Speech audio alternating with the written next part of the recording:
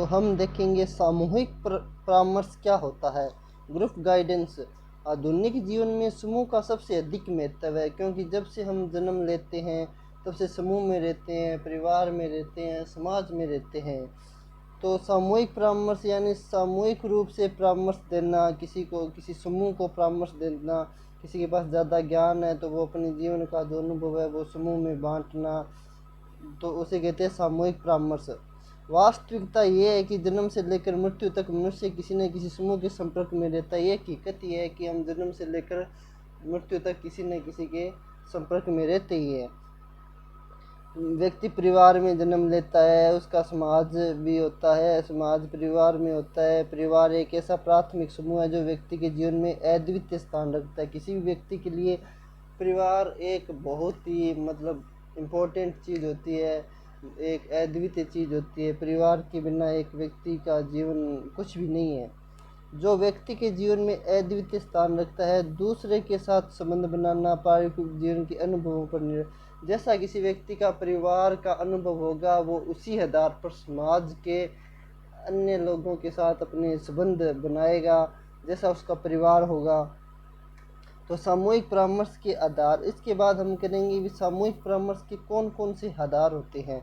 तो पहला है व्यक्ति को अपनी क्षमताओं का ज्ञान होना। ठीक है, जो सामूहिक परामर्श है उसके आधार क्या क्या है, उसकी कॉन्सेप्ट क्या क्या है। तो व्यक्ति को अपनी क्षमताओं का ज्ञान होना, इससे क्या आता है, व्यक्ति को समूह में परामर्श देते व्यक्ति को अपनी क्षमता होती है जो उसके अंदर, वो औरों को देखकर वो उसका ज्ञान होता है भी ये ऐसे कर सकते हैं तो मैं भी ऐसे कर सकता हूँ। तो ये होता है व्यक्ति अपनी क्षमताओं का ज्ञान होता है उसे। सामूहिक परामर्श का प्रथम आधार है कि व्यक्ति अपनी योग्यताओं को पहचान ले। उसका मेन मोटिव क्या है, सामूहिक परामर्श का मोटिव है जो व्यक्ति है वो अपनी जो उसकी क्षमता है उसको पहचान ले।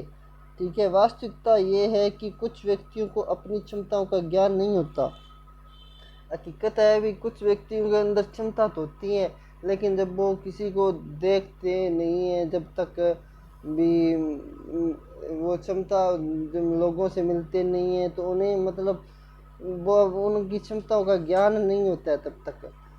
तो वे अपनी क्षमताओं के बारे में बहुत कम जानते हैं। वे ये काम कर सकते हैं, वो ज़िंदगी में इतने आगे बढ़ सकते हैं, या उनमें ये क्षमता है। इसका लाभ व्यक्ति सामूहिक जीवन के अनुभवों से प्राप्त करता है। जो सामूहिक समाज का जो जीवन है, जो सामूहिक जीवन है, उससे वो व्यक्ति प्राप्त करता है। सामूहिक परामर्श के द्वारा उसे इस योग्य बनाया जाता है कि वह अपनी कमियों को दूर कर सके। सामूहिक रूप से अगर हम परामर्श देंगे तो उसे इस योग्य बना देंगे जिससे वो अपनी कमियां दूर कर ले। दूसरा होता है अपनी संभावनाओं की पूर्ति करना। ठीक है, ये वही होगी जब वो अपनी क्षमता पहचान लेगा तो जो भी उसके अंदर कामयाब होने की संभावनाएं हैं, ठीक है, तो उनकी वो पूर्ति कर लेगा। सामूहिक परामर्श से वो जो जो उनके अंदर की जो संभावनाएं हैं वो उसको पहचान लेता है तथा उस क्षेत्र में अपना काम करता है, मेहनत करता है, तो वो संभावनाएं की पूर्ति करता है। ये इसका दूसरा आधार है, अपनी संभावनाओं के अनुसार सफलता प्राप्त करना। इस कार्य में भी सामूहिक परामर्श की आवश्यकता होती है, जिससे व्यक्ति अपनी छिपी हुई शक्तियों को भलीभांति विकसित कर सकता है। ये वही बात होगी, क्षमता वाली बात होगी, अंदर की संभावना या क्षमता जो भी है तो वो भलीभांति विकसित कर सकता है। इतना ही नहीं, अपनी संभावनाओं के अनुसार सफलता प्राप्त करता है। जो भी उसकी संभावनाएं होती है उसके अनुसार ही वो सफलता प्राप्त करता है। व्यक्तिगत विभिन्नताओं का प्रभाव। ठीक है, तो व्यक्तिगत विभिन्नता, वैसे तो समाज के लोग एक दूसरे से जुड़े होते हैं, लेकिन हर व्यक्ति अपनी अपनी विभिन्नता होती है, अपने अपने गुण होते हैं, अपने अपने दोष होते हैं, और वो उसके अनुसार उसका प्रभाव तो पड़ता ही है। जब हम सामूहिक परामर्श की बात करते हैं तो इसका अर्थ है कि कभी नहीं है कि व्यक्ति अथवा व्यक्ति विभिन्नता का स्थान नहीं है। जब सामूहिक परामर्श की बात कर रही है तो अपन इसका मतलब ये नहीं है भी व्यक्तिगत विभिन्नता का कोई स्थान नहीं है। सामूहिक परामर्श में भी सभी को देना है, तो क्योंकि सामूहिक परामर्शदाता होता है उसका एक मोटिव होता है भी जो समूह का प्रत्येक सदस्य है ना, उसके गुणों के आधार पर, उसके दोषों के आधार पर वो उसको परामर्श दे, उसकी कमियों को बताए, उसे आगे बढ़ने के लिए प्रेरित करे एक इंडिविजुअल रूप से, तब जाके वो एक समूह बनता है। समूह में रहते हुए व्यक्ति विशेष प्रवृत्ति के अनुसार कार्य कर सकता है।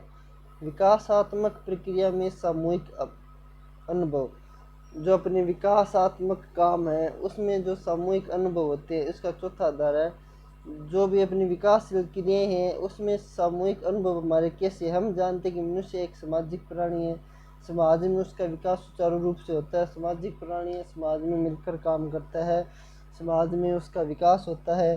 ठीक है, समूह में रहकर व्यक्ति ऐसे अंतर संबंधों को विकसित करता है जिससे कि उसका सर्वांगीण विकास हो सके। ठीक है, तो ये समाज का रूप है, इस समाज में रहकर, समूह में रहकर ये अपना विकास कर सकता है। तो अपने चौथा आधार हो गया अभी जो समाज हो गया, समाज में रहकर अपना सारा विकास करता है। पहला क्या था, पहला था मतलब उसकी अपनी योग्यता, ठीक है, क्षमता का ज्ञान हो जाता है। दूसरा अपनी संभावनाओं की पूर्ति, संभावना, ठीक है। तीसरा व्यक्तिगत विभिन्नता, उसके अंदर कितनी विभिन्नता होती है वो, उसका भी फर्क पड़ता है। चौथा है विकासात्मक क्रिया में भी सामूहिक चीज़ का फर्क पड़ता है। पांचवा व्यक्ति के प्रत्यक्ष ज्ञान और संपत्ति के समूह के कारण होने वाला परिवर्तन। जो व्यक्ति का प्रत्यक्ष ज्ञान है और जो संपत्ति है के समूह के कारण होने वाला परिवर्तन। सामूहिक परामर्श का प्रमुख आधार व्यक्ति को ऐसे अनुभव प्रदान करना है। सामूहिक परामर्श का जो प्रमुख आधार है वो है व्यक्ति को ऐसा अनुभव प्रदान करना जिससे कि वह सही धारणा बना सके। एक सामूहिक परामर्श से अपना क्या उद्देश्य होता है कि उसको एक ऐसा कॉन्सेप्ट देना जिससे वो अपनी जो उसका दृष्टिकोण है वो बदल सके, जो उसकी धारणा है वो बदल सके और वो अपने जीवन में तरक्की कर सके, जो समाज के लिए कुछ अच्छा काम कर सके, विकास कर सके। ठीक है, तो यही चीज़ होती है। सामूहिक परामर्श का प्रमुख आधार व्यक्ति को ऐसे अनुभव प्रदान करना होता है जिससे वे सही धारणा बना सके। सामूहिक जीवन में व्यक्ति सहयोग और सामाजिक आदान प्रदान के महत्व को समझता है। ठीक है, जो सामूहिक जीवन होता है उसमें व्यक्ति सहयोग को समझता है, सामाजिक आदान प्रदान के महत्व को समझता है।